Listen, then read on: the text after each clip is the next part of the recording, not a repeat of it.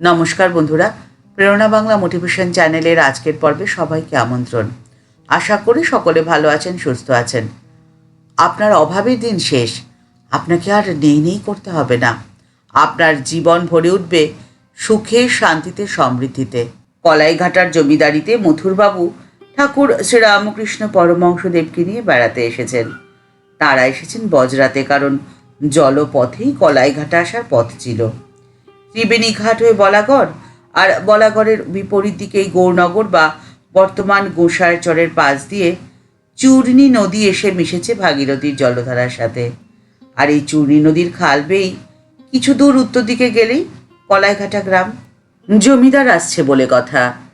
তারা যখন বজরা থেকে নামলেন, তখন সেখানকার অধিবাসীরা তাদেরকে দেখার জন্যে আসলেন ঘাটে। ঠাকুর শ্রী রামকৃষ্ণ পরমহংসদেব তাদের দিকে তাকিয়ে দেখেন, লোকগুলো বড় জীর্ণ শীর্ণ কঙ্কালসার চেহারা। তাদের কেশ রুক্ষ, যেন অনেক দিন পর্যন্ত তাদের খাওয়া হয়নি। তারা রয়েছেন অর্ধাহারে বা অনাহারে। তাদের পরিধানে কারো একখণ্ড অতি মলিন শত ছিদ্র বস্ত্র, কারো বা তাও নেই, কেবলমাত্র একখণ্ড জীর্ণ মলিন বস্ত্রের কৌপিন পড়ে রয়েছে। সেখানকার মানুষের এরকম দৈন্য দশা দেখে ঠাকুরের প্রাণ কেঁদে উঠল। প্রেমের ঠাকুর শ্রীরামকৃষ্ণ তাদের এই অবস্থা দেখে কেঁদে ফেলে মা জগদম্বার কাছে অনুযোগ করলেন। ঠাকুর বললেন, মা, তোরে কি বিচার মা? কারোর ঐশ্বর্যের সীমা নেই, আবার কেউ বা অন্যাভাবে মারা যাচ্ছে। মা, এ তো তোর রাজ্য, আর তোর রাজ্যে এমন অবিচার কেন মা? আমার কথার উত্তর দে। মথুরবাবু তাকে কাতর দেখে কারণ জিজ্ঞাসা করলে তিনি এই দরিদ্র নিপীড়িত মানুষগুলিকে দেখিয়ে বললেন, দেখো গো সেজবাবু, এদের দুঃখ দেখে আমার যে বুক ফেটে যাচ্ছে। আমি আর এদের কষ্ট দেখতে পাচ্ছি নি। তুমি এদের তেল দাও, কাপড় দাও, আর ভালো খাবার দাও দেখি।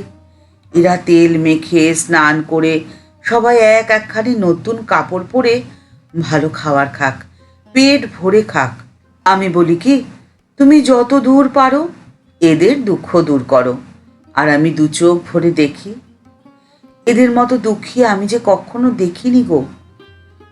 মথুরবাবু একটু ইতস্তত করতে লাগলেন। তিনি ঠাকুরকে বললেন, বাবা, তোমার দয়ার শরীর, দুঃখ দেখলে তোমার কষ্ট হয় তা জানি, কিন্তু এই এত মানুষকে খাওয়াতে যে গাদা গাদা টাকা খরচ হবে তা তো জানো। তা আমি অত টাকা কোথায় পাবো গো? শুনে ঠাকুর মথুরবাবুর ওপরে বেশ ক্ষুণ্ণ হলেন। ঠাকুর মথুরবাবুকে রুক্ষভাবে বলতে লাগলেন, কি কি বললে তুমি? তুমি কি মনে করো যে এই এত ঐশ্বর্য সব তোমার? আজ মরে গেলে কাল তোমার এসব থাকবে? এই দুনিয়ায় একটি পয়সাও কারুর নয় গো, সব মায়ের। তোমরা বড় মানুষেরা মায়ের ভাণ্ডারই মাত্র। তার কাজেই খরচ করবে, তার সেবায় খরচ করবে। জকের মতো কেবল আগলে রাখার জন্যে, অথবা কেবল তোমাদের আত্মতৃপ্তি করার জন্যে তোমরা যে ভাণ্ডারী হওনি। মা কি আলাদা গো? মা তো এই জীব জগৎ হয়ে রয়েছেন। আমি যা বলছি এ যে মায়েরই আজ্ঞা গো। এই দুঃখী দরিদ্রদের সেবা করলে তাঁরই সেবা করা হবে। তাঁরই আজ্ঞা জেনে এই সমস্ত দুঃখী লোকেদের তুমি সেবা করো। যত টাকা লাগে খরচ করো দেখি। তাঁর ধন তিনি সঞ্চয় করে তোমাদের কাছে রেখেছেন মাত্র। এ ধন যে কেবল তোমাদের নিজের সুখের জন্য খরচ করার জন্যে নয়। যতদূর পারো এদের দুঃখ দূর করো। এটা যে মায়ের আজ্ঞা, আর মায়ের আজ্ঞা পালন করলে তোমারও যে দুঃখ দূর হবে গো। ঠাকুরের কথায় মথুরবাবু অগত্যা সম্মত হয়ে সমস্ত ব্যবস্থা করলেন। চূর্ণির ধারে বটগাছের ছায়ায় প্রত্যেককে বসিয়ে পেট ভরে খিচুড়ি খাওয়ানো হলো। এর মধ্যে একদিন সকলকে এক মাথা তেল আর পুরুষদের কাপড় এবং মহিলাদের শাড়ি দেওয়া হলো। নিরন্ন মানুষদের তৃপ্তি করে খেতে দেখে ঠাকুর আনন্দে নৃত্য করতে লাগলেন। কলকাতা থেকে গাঁট গাঁট কাপড় এনে বিলির ব্যবস্থা করেছিলেন মথুরবাবু। শোনা যায় পাশের গ্রাম থেকেও বহু মানুষ এসেছিল সেই দান গ্রহণ করার জন্যে। প্রায় 700 মানুষকে একসাথে বসে খেতে দেখে ঠাকুর আনন্দে পুলকিত হচ্ছিলেন, আর তার সেই আনন্দময় মূর্তি দেখে মানুষের মনে দৃঢ় ধারণা হয়ে গেছিল যে তিনি মানুষ নন, তিনিই দেবতা। এইভাবে যে সেবাযজ্ঞের সূত্রপাত ঘটিয়েছিলেন ঠাকুর স্বয়ং, তার পরিণতি বর্তমান রামকৃষ্ণ মিশনের সেবা ধর্ম, যা আজও নিরন্ন দুঃখী মানুষদের পাশে দুহাত প্রসারিত করে দাঁড়িয়ে আছে। কবিগুরুর ভাষায় বলি, দিবে আর নিবে মিলাবে মিলিবে, যাবে না ফিরে, এই ভারতের মহামানবের সাগর তীরে।